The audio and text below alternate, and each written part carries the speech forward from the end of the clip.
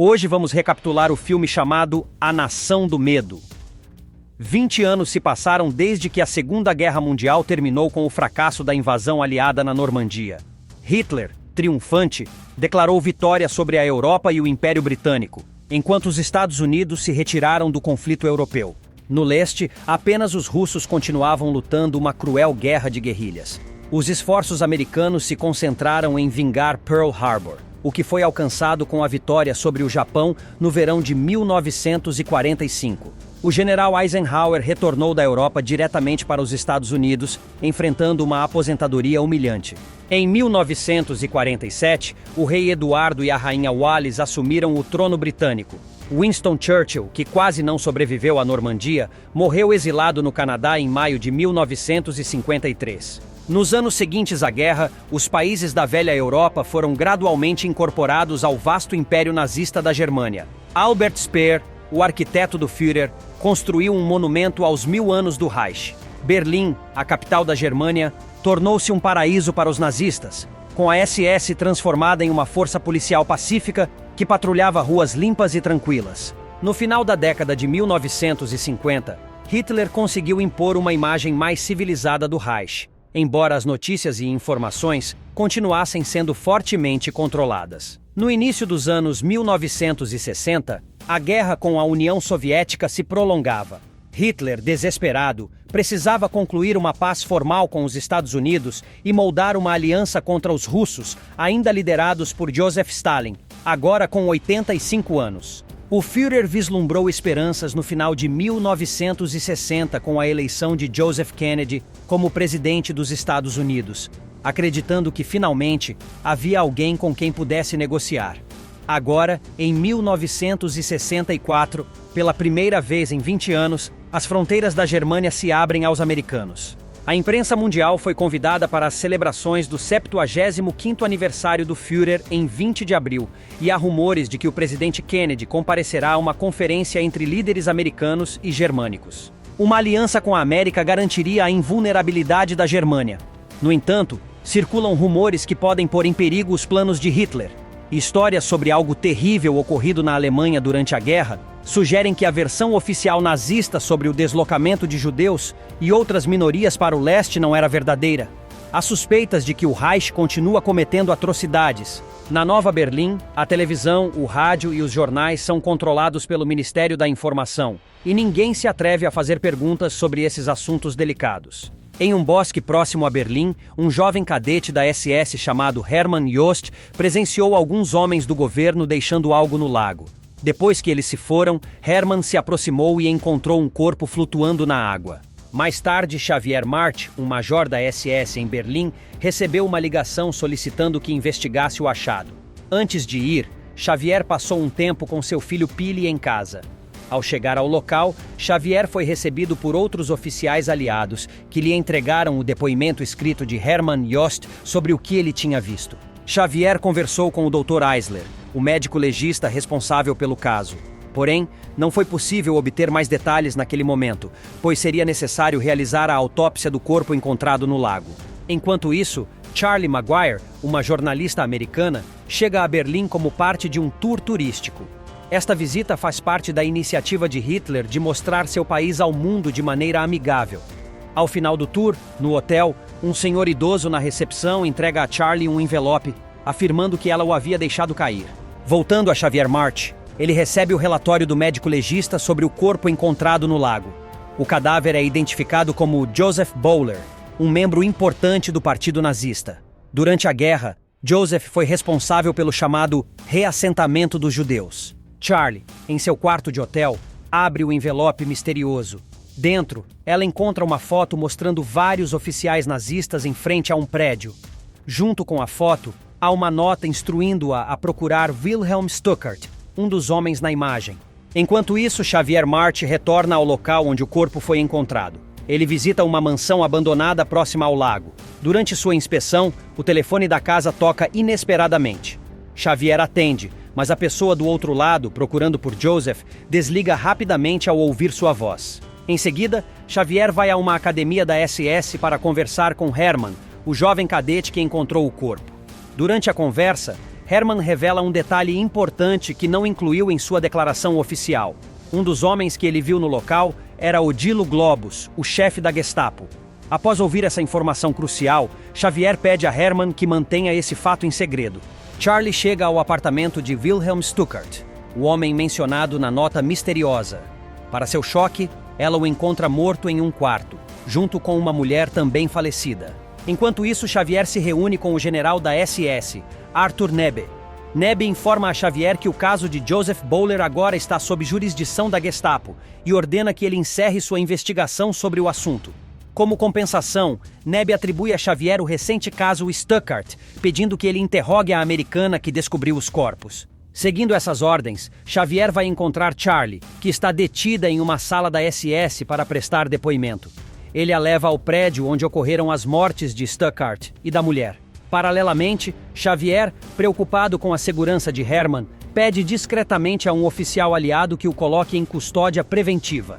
Ao entrarem, o porteiro informa que a Gestapo proibiu o acesso ao apartamento. Xavier, no entanto, usa sua autoridade para exigir a chave do local. Enquanto sobem para o apartamento, Charlie comenta que o porteiro atual não é o mesmo que a recebeu mais cedo. Xavier revela que esse foi um dos motivos pelos quais a trouxe de volta ao local, pois há vários elementos suspeitos no caso. Xavier começa a questionar Charlie sobre Stuckart. Ela afirma que queria falar com Stuckart para obter informações sobre a suposta reunião entre Hitler e Kennedy. No entanto, Xavier percebe que Charlie está mentindo. Enquanto Xavier e Charlie estão no apartamento, oficiais da Gestapo chegam de carro e param em frente ao prédio. Percebendo o perigo, Xavier rapidamente ajuda Charlie a escapar do edifício sem ser vista. Quando os oficiais da Gestapo sobem ao apartamento, encontram apenas Xavier lá.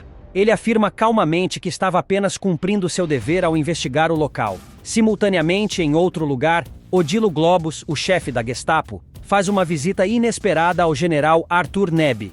O tom ameaçador de Globus indica que ele tem assuntos sérios e possivelmente conflituosos para discutir com Nebe. No dia seguinte, Xavier e o general Arthur Nebe investigam minuciosamente a mansão próxima ao lago. Arthur leva Xavier a um compartimento secreto da residência, revelando uma sala repleta de pinturas autênticas de grandes artistas históricos. Arthur apresenta sua teoria. Stuckart, Joseph Bowler e Franz Luther estavam usando suas posições políticas para contrabandear obras de arte. Ele sugere que, ao perceberem que a Gestapo estava se aproximando, Stuckart e Joseph decidiram se matar.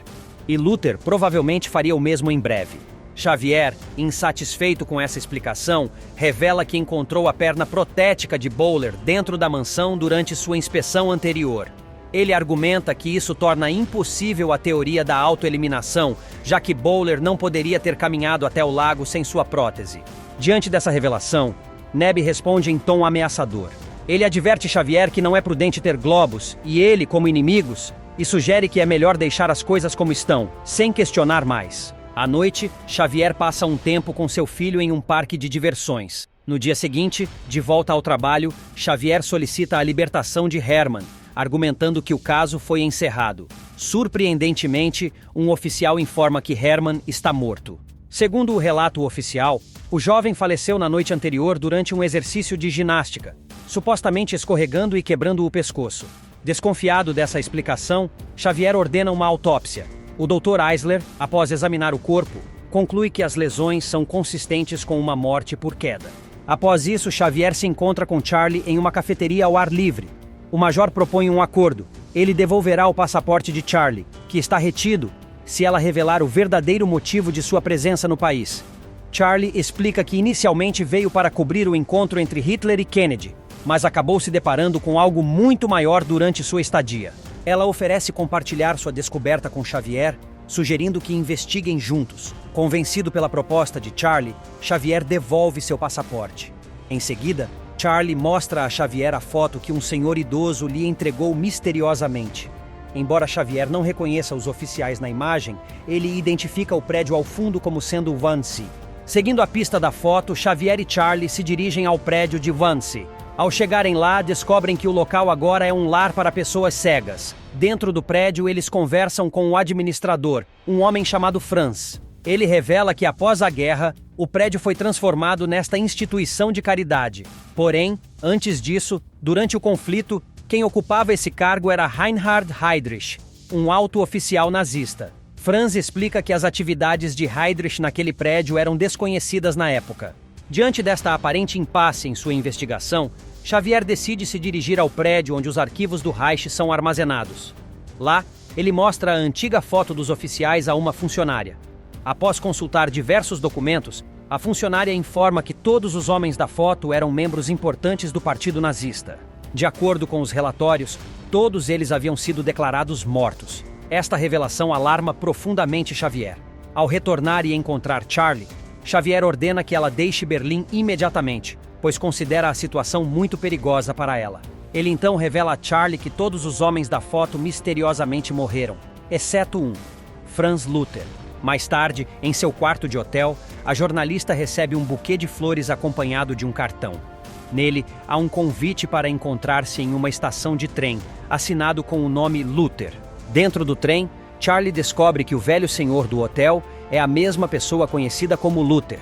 Porém, infelizmente, um oficial nazista que estava do lado de fora do trem reconheceu Luther, alertando imediatamente todas as unidades sobre sua localização.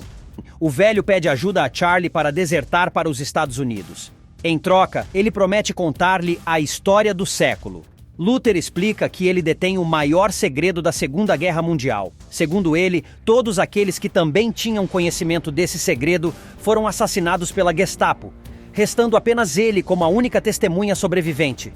Ao chegarem à próxima estação, Luther é reconhecido e imediatamente perseguido pelos policiais nazistas. Em sua tentativa de se defender, Luther saca sua arma, mas acaba sendo morto no confronto.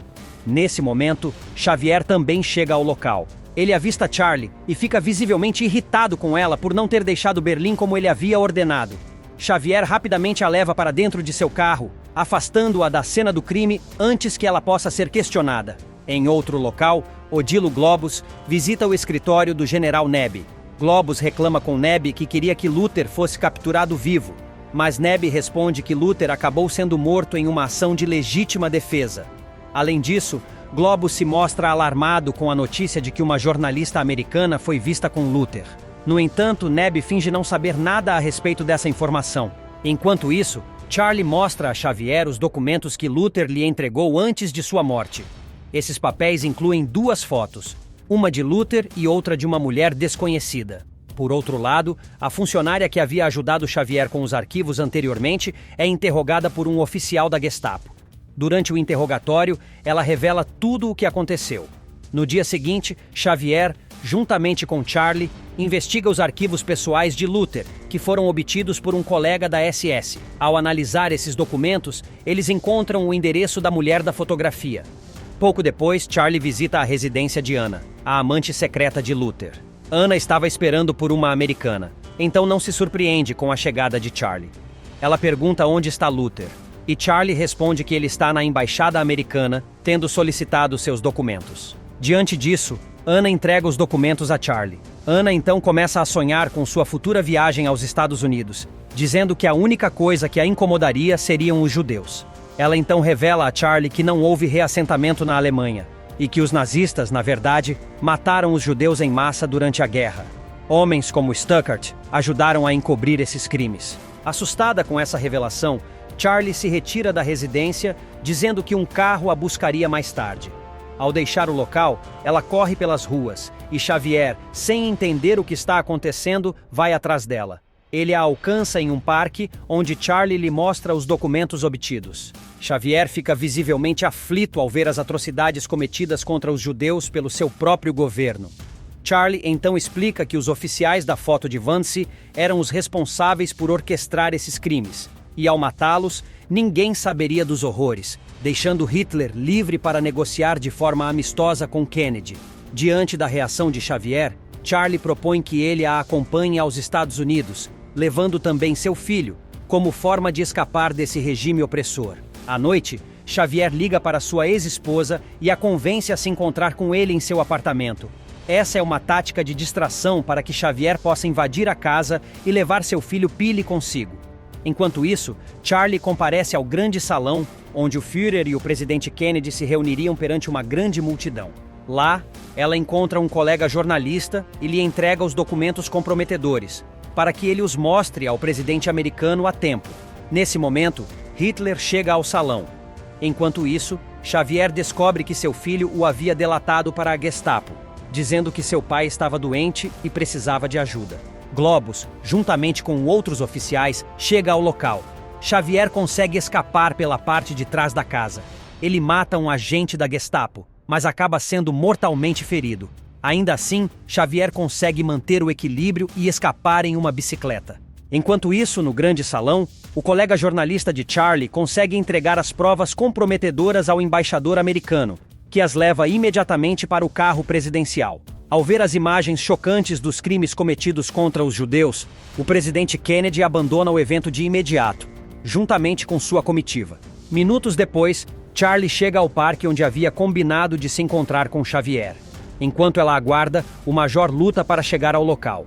Xavier para em uma cabine telefônica e liga para seu filho Pili. Ele diz que o que acabou de acontecer não é culpa de Pili e o incentiva a ser uma pessoa independente, sem se deixar manipular pelos outros. Após essa ligação, Xavier cai ao chão e morre lentamente. Então descobrimos que o narrador do filme é o próprio Pili, já adulto. Ele conta que Charlie ficou esperando no parque, mesmo tendo a oportunidade de escapar, até que a Gestapo finalmente a encontrou. Pili explica que, sem a aliança americana, o governo de Hitler desmoronou, acabando com seu reinado totalitário. Ele recorda com carinho as lições que Xavier lhe ensinou, demonstrando orgulho em seguir os passos de seu pai. Espero que tenham gostado. Até a próxima!